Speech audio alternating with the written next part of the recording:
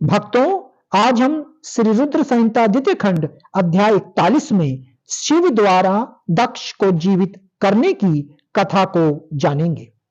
देवताओं ने महादेव जी की बहुत स्तुति की और कहा, भगवान आप ही परम ब्रह्मा हैं और इस जगत में सर्वतः व्याप्त हैं। आप मृत्युंजय हैं। चंद्रमा, सूर्य और अग्नि आपकी 3 आंखें हैं। आपके तेज से ही पूरा जगत प्रकाशित है। ब्रह्मा, विष्णु, इंद्र, चंद्र आदि देवता आपसे ही उत्पन्न हुए हैं। आप ही इस संसार का पोषण करते हैं। भगवान आप करुणामय हैं। आप ही दुष्टों का संहार करते हैं। प्रभु आपकी आज्ञा अनुसार अग्नि जलती है और सूर्य अपनी तपन से झुलसता है। मृत्यु आपके भय से कांपती है। हे करुणा निधान, जिस प्रकार आज तक आपने हमारी हर विपत्ति से रक्षा की है, उसी प्रकार हमेशा अपनी कृपा दृष्टि बनाएं।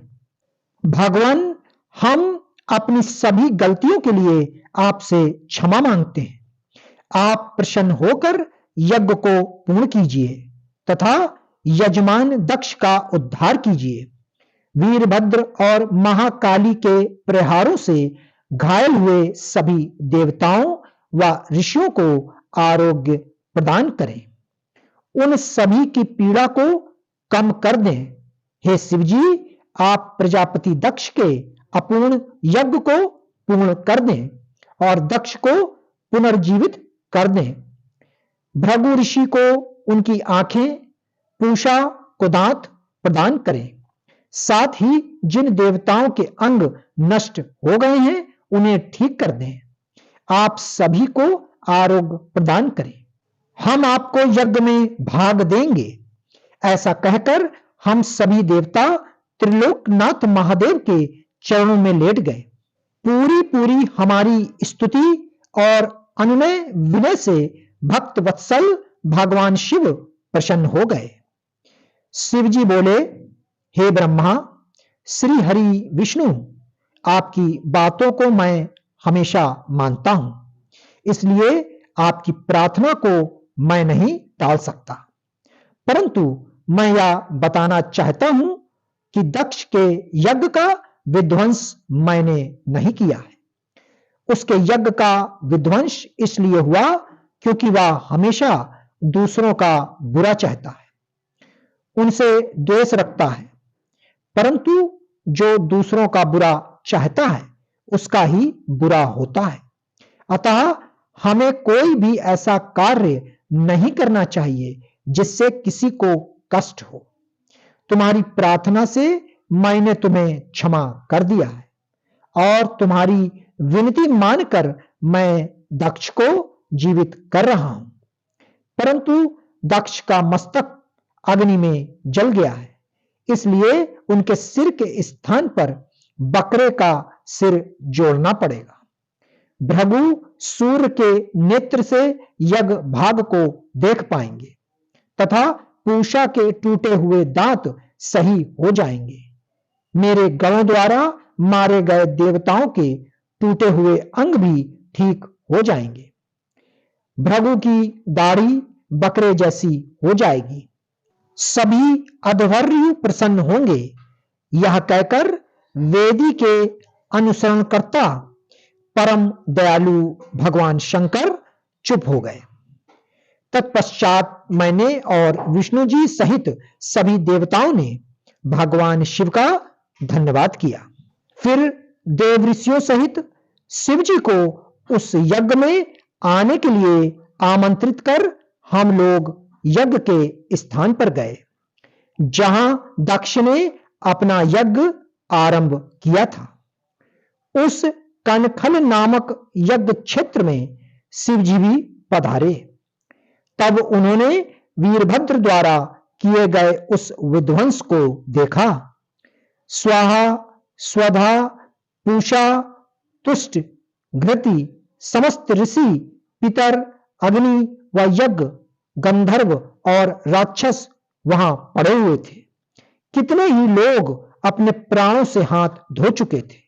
तब भगवान शिव ने अपने परम पराक्रमी सेनापति वीरभद्र का स्मरण किया। याद करते ही वीरभद्र तुरंत वहां प्रकट हो गए और उन्होंने भगवान शिव को नमस्कार किया। तब शिव जी हंसते हुए बोले कि हे वीरभद्र, तुमने तो थोड़ी सी देर में सारा यज्ञ विध्वंस कर दिया और देवताओं को भी दंड दे दिया। हे वीरभद्र, तुम इस यज्ञ का आयोजन करने वाले दक्ष को जल्दी से मेरे सामने ले आओ। भगवान शिव की आज्ञा पाकर वीरभद्र गए और दक्ष का शरीर वहां लाकर रख दिया, परंतु उसमें सिर नहीं था। दक्ष के शरीर को देखकर शिव जी ने वीरभद्र से पूछा कि दक्ष का सिर कहां है। तब वीरभद्र ने बताया कि दक्ष का सिर काटकर उसने यज्ञ की अग्नि में ही डाल दिया था। तब शिव जी के आदेशानुसार बकरे का सिर दक्ष के धड़ में जोड़ दिया गया। जैसे ही शिव जी की कृपा दृष्टि दक्ष के सिर पर पड़ी, वह जीवित हो गया। दक्ष के शरीर में प्राण आ गए और वह इस प्रकार उठ बैठा जैसे गहरी नींद से उठा हो। उठते ही उसने अपने सामने महादेव जी को देखा। उसने उठकर उन्हें प्रणाम किया और उनकी स्तुति करने लगा। उसके हृदय में प्रेम उमड़ आया और उसके प्रसन्नचित्त होते ही उसका कलुषित हृदय निर्मल हो गया। तब दक्ष को अपनी पुत्री का भी स्मरण हो गया और इस कारण दक्ष बहुत लज्जित महसूस करने लगा। तत्पश्चात अपने को संभालते हुए दक्ष ने करुणानिधान भगवान शिव से कहा, हे करुणामयी महादेव जी, आप ही इस जगत के आदि और अंत हैं। आपने ही इस सृष्टि की रचना का विचार किया है। आपके द्वारा ही हर जीव की उत्पत्ति हुई है। मैंने आपके लिए अपशब्द कहे और आपको यज्ञ में स्थान भी नहीं दिया। मेरे बुरे वचनों से आपको बहुत चोट पहुंची है, फिर भी आप मुझ पर कृपा कर यहां मेरा उद्धार करने आ गए। भगवान, आप ऐश्वर्य से संपन्न हैं। आप ही परमपिता परमेश्वर हैं। प्रभु, आप मुझ पर एवं यहां उपस्थित सभी जनों पर प्रसन्न होइए और हमारी पूजा अर्चना को स्वीकार कीजिए।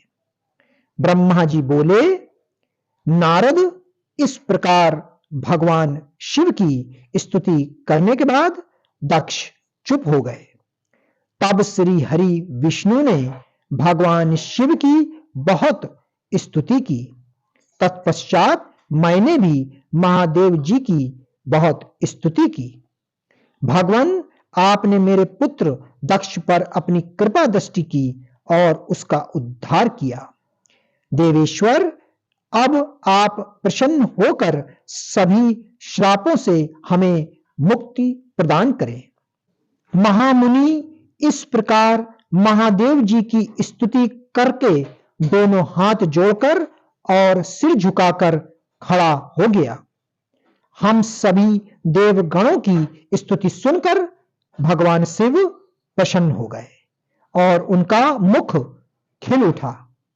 तब वहां उपस्थित इंद्र सहित अनेक सिद्धों, ऋषियों और प्रजापतियों ने भी भक्त वत्सल करुणानिधान भगवान शिव की अनेकों बार स्तुति की। यज्ञशाला में उपस्थित अनेक उपदेवों, नागों तथा ब्राह्मणों ने भगवान शिव को प्रणाम किया और उनका प्रसन्न मन से स्तवन किया।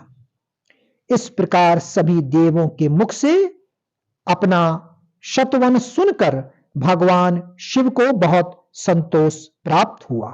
भक्तों, आगे की कथा श्री रुद्र संहिता द्वितीय खंड अध्याय 42 अवश्य सुने।